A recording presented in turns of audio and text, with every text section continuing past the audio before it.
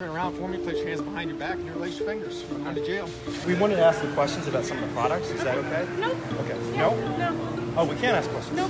Whole Foods is suing me and over 100 animal rights activists across the state of California, alleging that protests, street theater, and even simple questions inside their stores are, quote, endangering the customer's safety. But now we're fighting back, escalating the battle between the largest natural foods grocer in the nation and the vegans who are very often their best customers. The question at stake?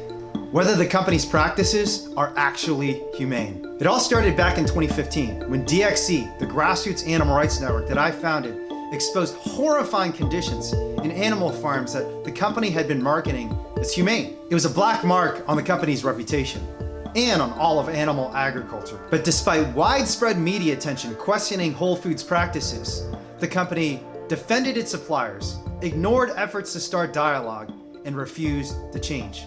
DXC activists confronted Whole Foods CEO John Mackey, but he wouldn't answer a single question. So activists undertook more investigations of a Whole Foods pig farm, a free-range chicken farm, and multiple egg farms. Over and over, we found that the company's promises to consumers, cage-free, chemical-free, and humane, were simply not being met. But instead of ignoring the issue, this time, Whole Foods decided to strike back. Starting in 2018, the company, which had been acquired by Amazon in the prior year, started taking legal action against activists. They went after a teenager for sprinkling flowers on a meat counter, saying that her flowers were, quote, abusive conduct. The teenager was charged with a felony and threatened with removal from her family. Then they came after me, arresting me for, quote, threatening bodily injury for simply asking questions inside a store. It wasn't until a video of the incident went viral and Whole Foods social media was flooded with angry customers that they dropped the charges. But it turns out the company was just biding its time for its most dramatic action, suing over 100 Jane and John Doe activists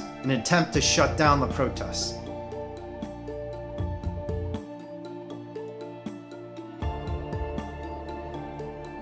What a coincidence. All this happens after Whole Foods joins the Amazon empire and its unlimited legal budget. But the lawsuit has backfired, and some of the largest protests against Whole Foods and now Amazon have occurred since it was filed. A week-long occupation of a Berkeley Whole Foods ended with 58 felony arrests at a free-range chicken supplier. Hundreds locked down at a San Francisco Whole Foods as a 15-foot-tall Jeff Bezos head was lifted on the roof. And the DXC activists even bypassed Jeff Bezos' multi-million-dollar security team to present him a flower and ask him a question. You're the richest man in the world, Jeff.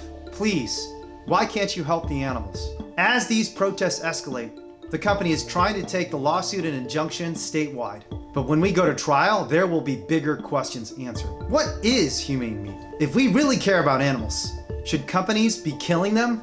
And do customers have a right to know where their food is coming from? In the fight between corporate profits and transparency, this is the next frontier. And when the dust settles, our food system could change forever. Sign up to support transparency, free speech, and animal rights.